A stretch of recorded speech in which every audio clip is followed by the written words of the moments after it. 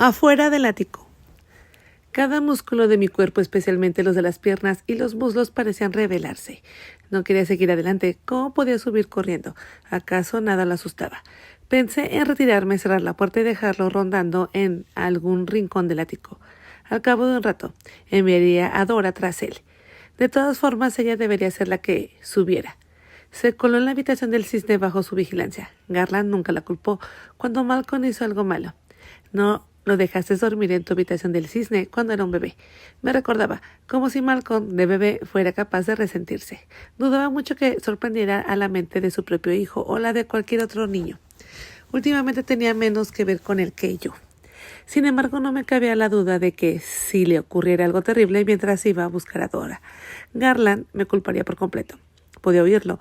¿Por qué lo perseguiste? ¿Por qué no lo dejaste tranquilo hasta que él volviera solo? Tú lo obligaste a subir. Y yo te había mostrado lo que desordenadamente que estaba o lo peligroso que podía ser para cualquiera, sobre todo en la oscuridad. Sentí el sudor correr por mi frente y cuello. Me dio escalofríos. De nuevo, oí las ventanas estancadas. Sonaban como si el ático las estuviera absorbiendo. Algo tintineó como campanillas arriba. ¿Se habría tropezado con algo? Escuché su grito, pero no oí nada, así que subí un poco más. Los escalones crujieron bajo mis pies, como si la madera pudiera quejarse como los muertos dormidos, molestos por haber sido despertados. «Malcolm», grité. Ya debía de darse cuenta de que subía tras él. «Baja enseguida, no te voy a azotar, no me hagas subir a buscarte». Esperé, escuchando atentamente el sonido de sus pequeños pasos, regresando a la escalera, pero solo oí el silbido del viento y ese tintineo. Tal vez de lo que fuera que se interrumpiera en su camino, de mala gana, di otro paso y luego otro. La escalera era muy estrecha, no era mucho más ancha que una escalera de mano, y las paredes se sentían más frías que las de cualquier otro lugar de la mansión. Cada pocos metros más o menos había telarañas de polvo, entre los escalones y entre estos y en las paredes. Una criatura fea parecía a un gusano, seguramente cómoda en el infierno. Se arrastraba hacia arriba. Evité tocarla y di otro paso. Estando tan frustrada, la rabia me volvía el estómago. Los músculos de las piernas me dolían de mala gana. Intenté tragar, pero no pude sin respirar hondo. Y odiaba respirar ese aire viciado, rencoroso y acre. Era como si la gran casa se estuviera pudriendo de arriba a abajo. En los años venideros lo oleríamos por todas partes. Resolví mis pensamientos hasta la sumisión y lo traje de vuelta a la escalera. Te vas a la cama sin cenar esta noche, Malcolm. Y la señora Wilson también preparó tu pastel de chocolate favorito de postre. Será mejor que salgas y bajes, dije, deteniéndome a más de mitad del camino. Esperé. No emitió ningún sonido, pero creí oír algo corriendo por el ático. Mi imaginación. Garland me había dicho que la señora Steiner periódicamente hacía que Olsen usara arsénico.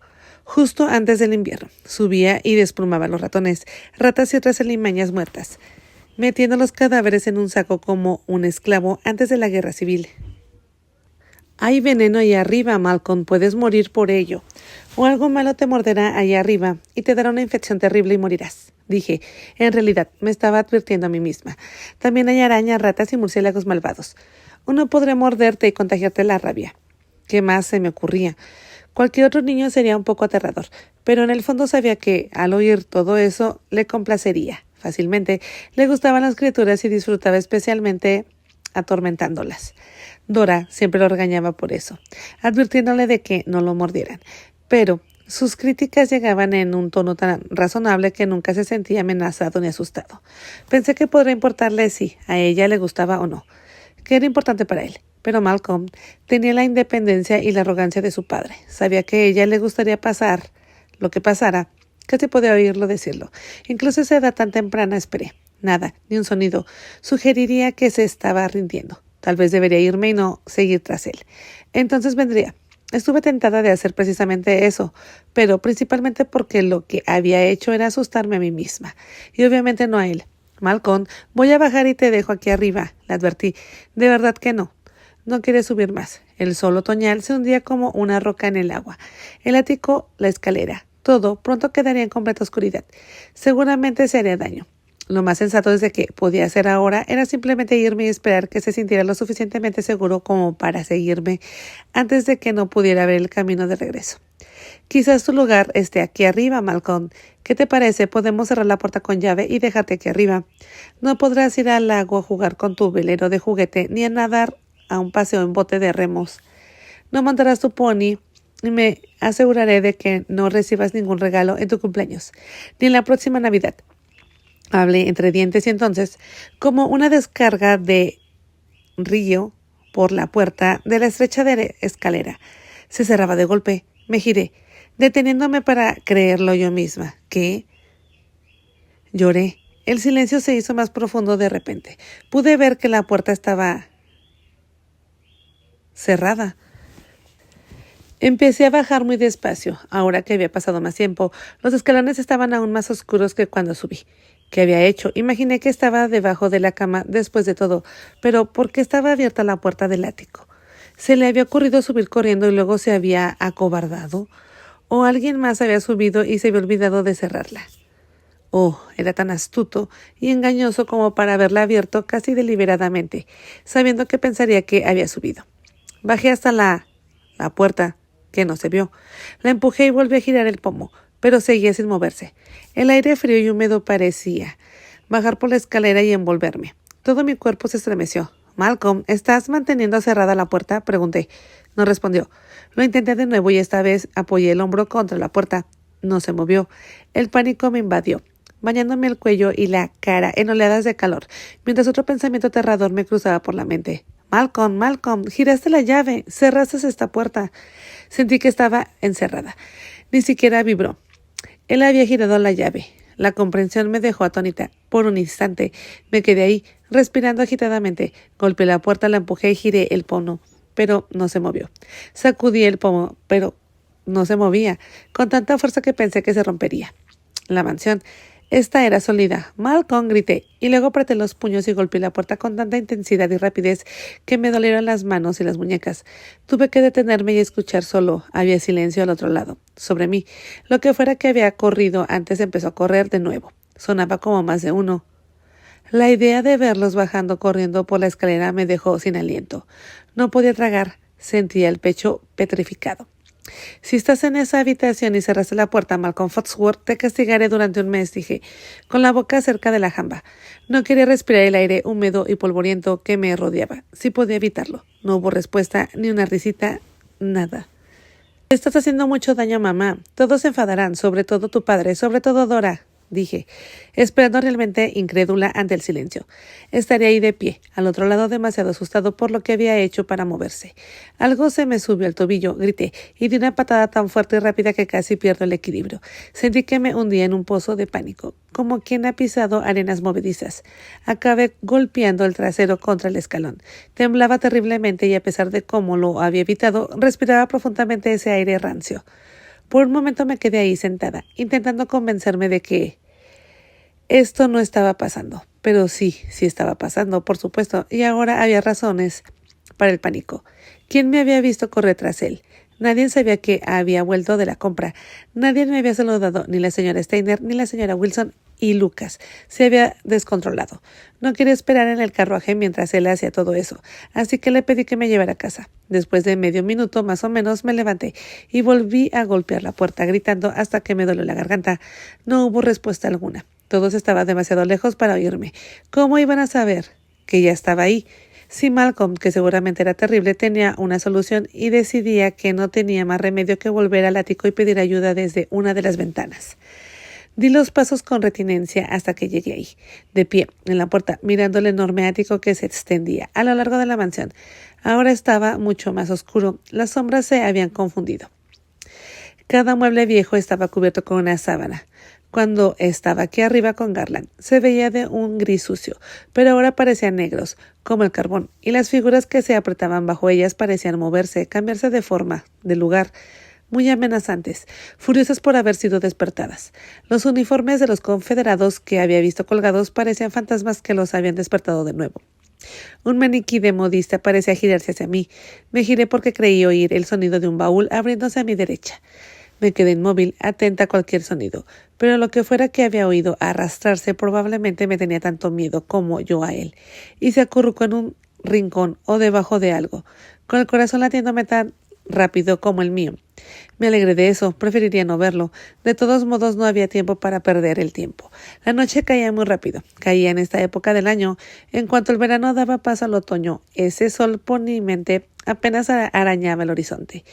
Me moví con cuidado entre muebles viejos, cajas de ropa y zapatos desechados, y baúles. Cada movimiento parecía levantar otra nube de polvo o hacer que algo se escabullera a un rincón. Tosí y luego me detuve a respirar hondo con la mano sobre la boca para calmarme. Conté hasta 10, algo que mi padre me había dicho que hiciera, de niña después de algo que me asustara. Reuniendo todas mis fuerzas, continué por el ático, moviéndome con cuidado para evitar lo que recordaba que parecía maquinaria agrícola vieja y oxidada. Recuerdo a Garland ridiculizando a su padre y a su abuelo por ser tan tacaños para que no se pudieran deshacer de eso y dársela a alguien que pudiera haberla usado. Pasé por los pupitres que Garland me había contado que los primos Foxworth habían usado durante la epidemia de viruelas y me di la vuelta hasta el par de ventanas de aburandilladas más cercanas. Las nubes estaban en punto entre el día y la noche, en que parecían más sombras. Las estrellas brillaban con más intensidad. De niña nunca me sentí tan sola como de anochecer, cuando el mundo parecía girar sin rumbo en la inmensidad del espacio. Esos recuerdos aún me atormentaban. Corrí hacia las ventanas, me acerqué y empecé a gritar. Grité hasta quedarme casi ronca, sintiéndome avergonzada y estúpida gritando. ¡Ayuda, ayuda! Pero doblé la esquina derecha de la mansión y miré hacia arriba. Olsen, estoy encerrada en el ático, rápido, grité. Entró corriendo en la casa. Yo corrí hacia la escalera tropezándome con una caja más pequeña y arañándome el brazo con el baúl de metal antes de recurrir el equilibrio. Me dolió, pero bajé corriendo las escaleras, casi tropezando con mis propios pies y cayendo de cabeza. Presioné las palmas de las manos contra la puerta para detener mi descenso y esperé, con los ojos cerrados. Minutos después oí a Olsen. Casi me caigo, pero Olsen me detuvo con su gran palma derecha sobre mi hombro. La señora Steiner estaba detrás de él con una linterna. —¿Qué demonios? —exclamó. Estaba segura que tenía un aspecto deslumbrante, parecía una loca. Había estado corriendo, probablemente tenía la piel pegada en las mejillas. —¿Dónde está? —pregunté. —¿Quién, señora? —Mi hijo —dije. Ella negó con la cabeza. —Creo que está en su habitación con Dora. —Oh, gracias, Olsen —dije. Empecé a caminar y me detuve. Saqué esa llave de la puerta. No sé por qué la dejaron en la cerradura. Sigue por el pasillo. La señora Steiner se apresuró a ponerse a mi lado con la linterna. —¿Qué pasó? —preguntó. —¿Cómo se quedó encerrada ahí? No hablé. Cuando llegamos al pasillo que conducía a la habitación del cisne, la de Garland y la de Malcolm, dudé. De alguna manera no había perdido el cinturón. Todavía lo llevaba en la muñeca. Dora oyó el alboroto y salió de la habitación de Malcolm. —¿Dónde está? —preguntó. —Está acurrucado en su cama, señora —dijo—. Ha estado temblando de miedo. Y con razón —dije—. ¿Viste lo que me hizo? ¿Viste lo que hizo en mi habitación? ¿Por qué le permitiste que entrara? Ella negó con la cabeza, con los labios temblorosos. —Me estaba ayudando, señora —dijo la señora Steiner. —¿Qué hizo? Ignorando a la señora Steiner, pasé corriendo junto a Dora y entré a su habitación. Estaba tumbado en la cama, con la cara hundida en la almohada. Tenía el pulgar izquierdo en su boca. Ahora fingía ser un bebé. Pensé. —¿Qué pasó, señora? —me preguntó Dora, acercándose por detrás con la señora Steiner a unos metros. Él estaba ahí, cubierto de polvo. Tiene un rasguño grave en el brazo izquierdo, dije. Hay sangre en su manga rota. Voy a traer un paño húmedo, medicina y una venda. —¿Lo hizo él? —dije. Preguntó con incredulidad. —Sí, él lo causó. Casi destruyó todo mi álbum de bodas y luego huyó cuando lo pillé haciéndolo. Me engañó para que subiera las escaleras del ático. Y luego cerró la puerta con llave. Me caí y me raspé el brazo con un baúl de metal. —Ay, señora, es mucho para culpar a alguien tan pequeño —dijo Dora. Me giré hacia ella, probablemente con los ojos encendidos. —¿Eres una ciega, sorda o estúpida? —pregunté. Uno tan pequeño, tú sabes mejor que yo qué es un comportamiento tan travieso estrangular a un caballo. Me volví hacia él. —¿Cómo pudiste hacerle cosas tan terribles, Malcolm? —Y a tu propia madre. No se movió, ni dijo ni una sola palabra. Me acerqué y levanté el cinturón. Tal vez esto traiga buenas respuestas. —Ay, señora, no —dijo Dora. Yo me encargaré de él. No tendrá sus juguetes y se quedará en su habitación todo el tiempo que pueda haber. Me temblaba la mano. Sabía que debía darle al menos media docena de buenos azotes en el trasero. Pero Dora temblaba casi tanto como él. como Malcolm, quien estaba segura que fingía, y la señora Steiner me miraba fijamente con cara de asombro y miedo de que de alguna manera consiguiera que Garland creyera que me había vuelto loca. «Se quedará aquí una semana», dije, girándome hacia ella y hablando con calma, pero ella asintió. Pero puede ver claramente que no creía que me quedaría solo una semana. Sin postre esta noche, Dora, sin postre para comer ni para cenar, en toda la semana. Lo digo en serio. No puede salir a jugar con su bicicleta, ni ir al lago con sus juguetes de valero. Nada. Sí, señora. Ella lo miró. Él aún no se había girado y tenía los ojos fuertemente cerrados. Se arrodilló a su lado y le puso la mano en la espalda suavemente. Luego le acarició el cabello. «¿Por qué le hiciste algo tan terrible a tu mamá?», preguntó. «Malcolm».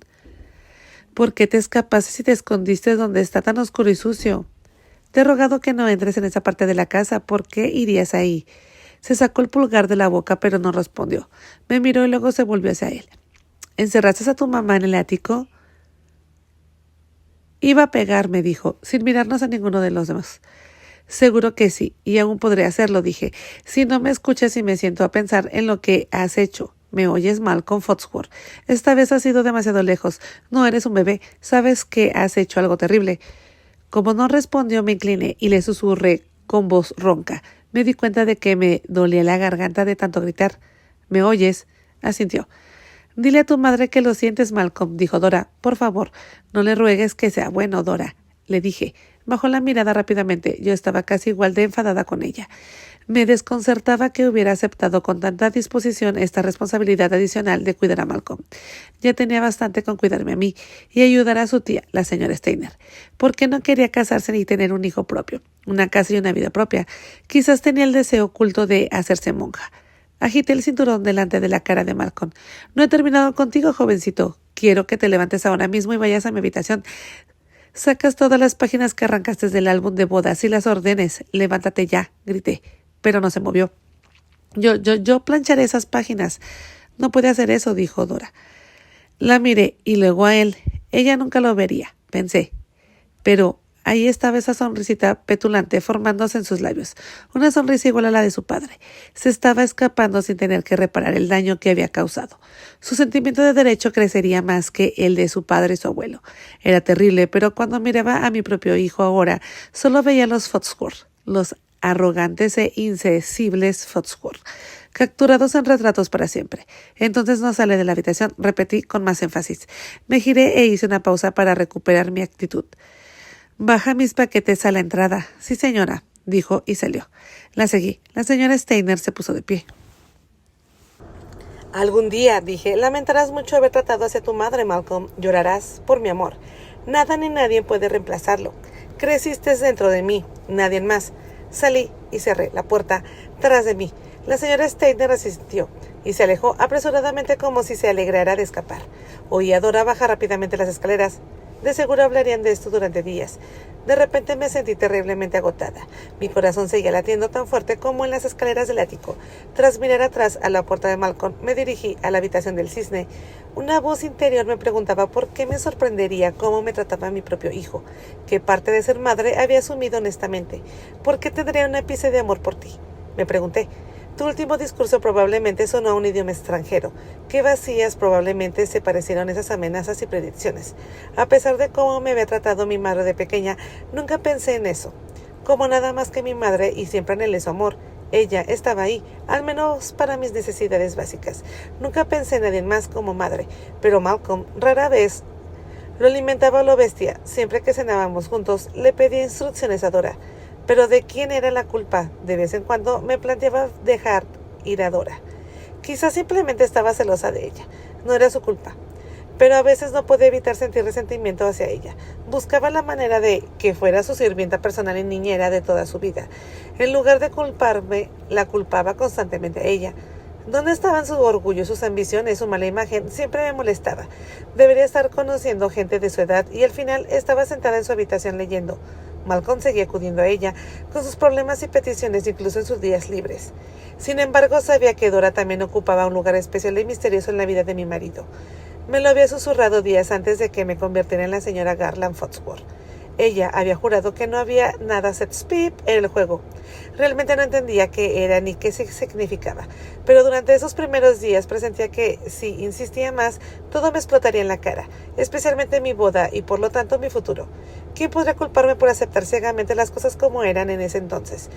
Después de todo, tenía poco más de 16 años y a pesar de mi bravuconería y la sofisticación que demostraban las mujeres mucho más mayores que yo, sabía en el fondo de mi corazón que me quedaba mucho por recorrer antes de siquiera acercarme a comprender lo que realmente había en el corazón de un hombre adulto, especialmente de un hombre de mundo como Garland Foxworth. Realmente no tenía ni idea de cómo empezar a explorarlo.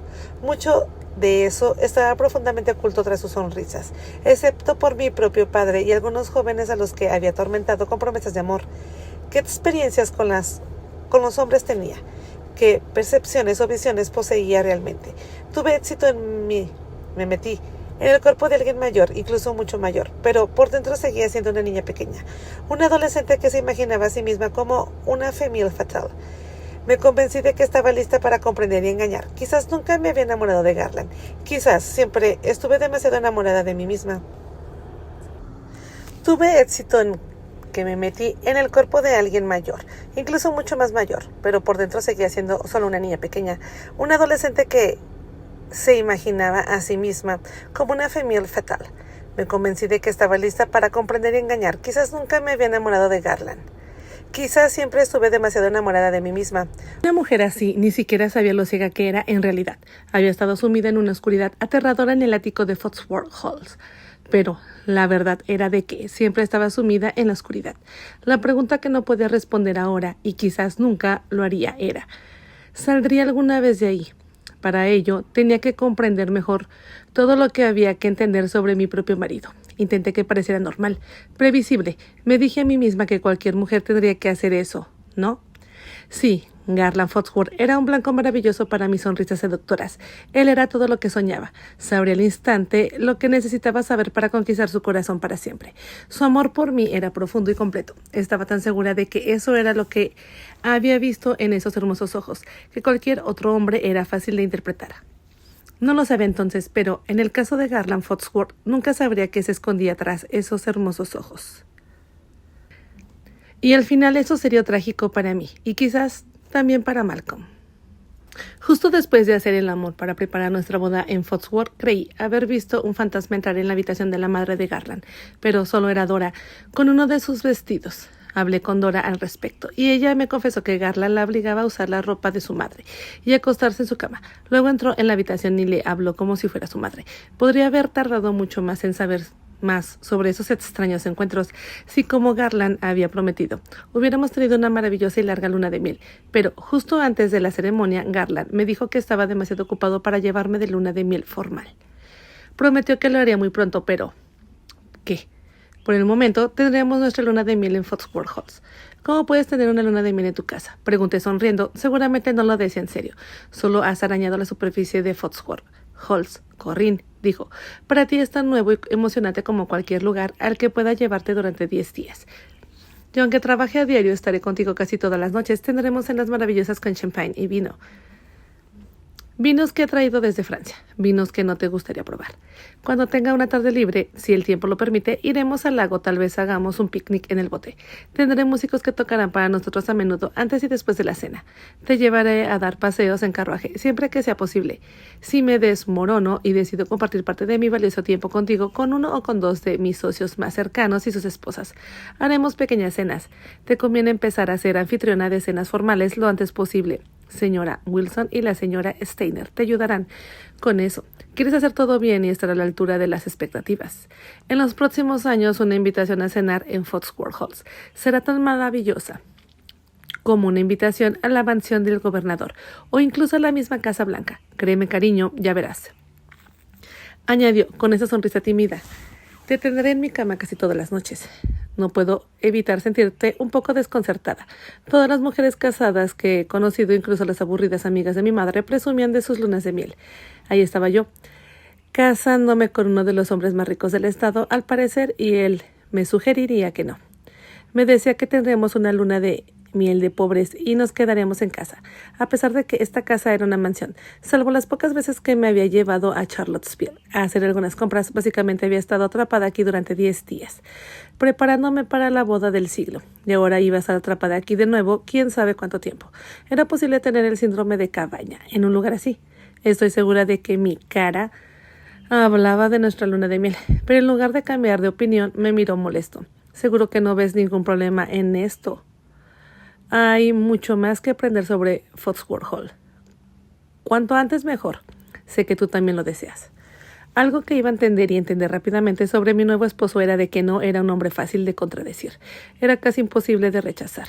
Cualquier petición que me hacía no porque hiciera pucheros o me amargara la vida, de lo contrario, sino porque siempre sonaba tan bien y siempre hacía parecer que yo era parte integral de la idea que él proponía. Haría el ridículo oponiéndome a él. Y una joven recién casada, sobre todo una que siempre está en un escenario, no quería hacerle el ridículo. Me sentía como si estuviera en exhibición la mayor parte del tiempo, a menos que me encerrara en mi habitación. Incluso entonces, ¿cómo tendría que ser atendida? Vivía con una audiencia. La mirada de los sirvientes me seguía casi a todas partes, buscando maneras de complacerme. Uno pensaría que en una mansión tan grande había lugares donde uno podría pasar un día entero sola, sobre todo si quería hacer pucheros. Los había, pero si estaba sola demasiado tiempo, alguien se preocupaba y pronto aparecía con agua o fruta o simplemente para preguntar cómo estaba. Estaba molesta, pero no podía mostrarme visiblemente molesta ni desagradable.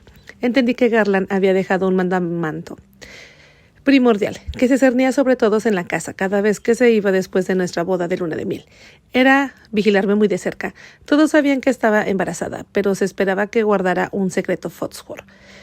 Pasarían meses antes de que alguien en la mansión se atreviera a mencionar mi embarazo. Ni siquiera a mí, pero podía ver esa comprensión en sus rostros. Desde el momento de mi boda sentía que me observaban cada vez que bajaba las escaleras o salía. Si tropezaba me golpeaba el pie con algo, sin importar dónde estuviera o lo sola que creyera estar.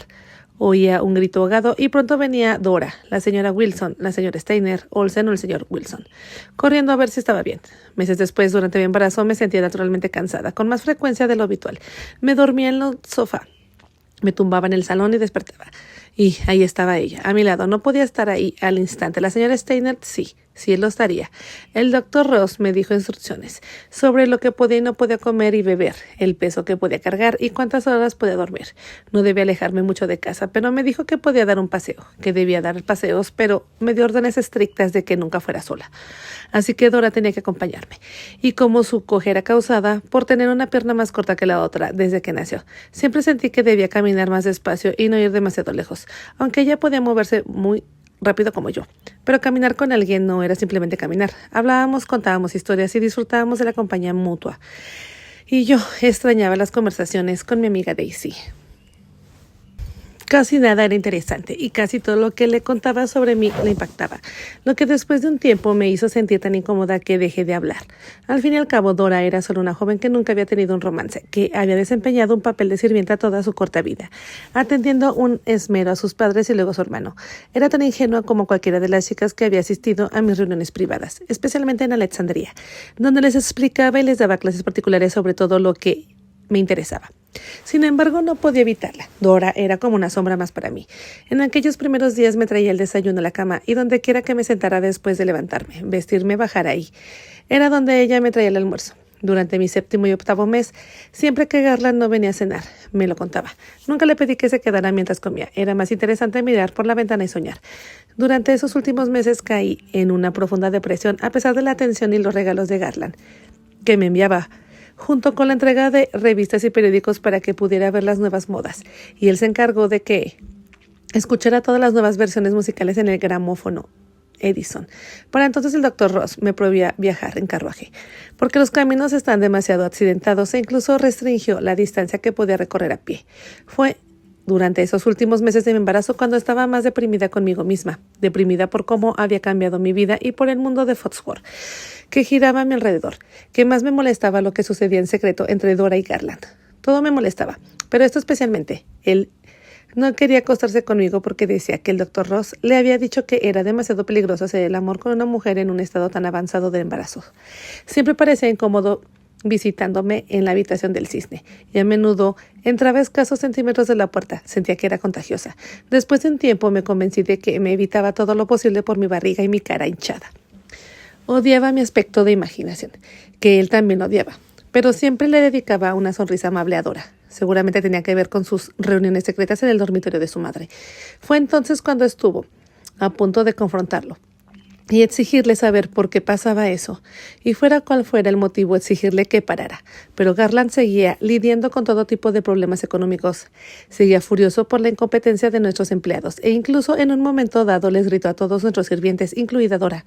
Tenía miedo de hablar, y mucho menos de quejarme de nada o de investigar sus secretos. Parecía una bomba ambulante, con los ojos inyectados en sangre, paseándose por su biblioteca, y por la noche después de que nació Malcolm y me sentí completa y fuerte de nuevo. El doctor Ross me hizo un examen de seguimiento y luego le dio a Garland su aprobación para reanudar con nuestras actividades. Garland me invitó a su habitación como siempre lo hacía, en un susurro durante la cena, y cuando estábamos sentados junto a la sala o la biblioteca, siempre haciéndole parecer una cita prohibida. A veces era tan convincente sobre lo reservados que debíamos de ser, que me preguntaba si realmente quería que lo mantuviera oculto. Por supuesto, cualquier preguntaría de qué. De los fantasmas de sus antepasados, especialmente el fantasma de su madre, lo que Dora me había contado que Garland la había obligado a hacer en el pasado. Nunca abandonó en mis pensamientos. Había estado esperando que desde nuestro matrimonio eso hubiera terminado. Cualquier consuelo que necesitara ahora lo recibiría de mí. Sin embargo, varias veces durante nuestra luna de miel en Foxworth, después de haber hecho el amor y de haber regresado a la habitación del cisne, oí los pasos de Garland en el pasillo justo cuando empezó a cerrar los ojos. Para cuando me levanté para ver a dónde iba, ya se había ido, pero en una ocasión no me acosté enseguida. Estaba tomando un vaso de leche caliente. Mientras me ponía la bata, oí sus pasos y fue a la puerta. Abriéndola un poco para mirar afuera, pasó, con el camisón puesto. Empecé a llamarlo, hasta vi que se movía como en trance, con los ojos casi cerrados y pasos metódicos, con los brazos a los costados. Salí de la habitación del cisne y lo vi continuar por el pasillo tenuamente iluminado, hacia lo que había sido el dormitorio de su madre. Se detuvo frente a ella. Llamó suavemente y al cabo de un momento abrió la puerta y entró. ¿Por qué?, me pregunté. Realmente estaba entrando ahí. ¿Me estaría mintiendo Dora cuando me lo dijo?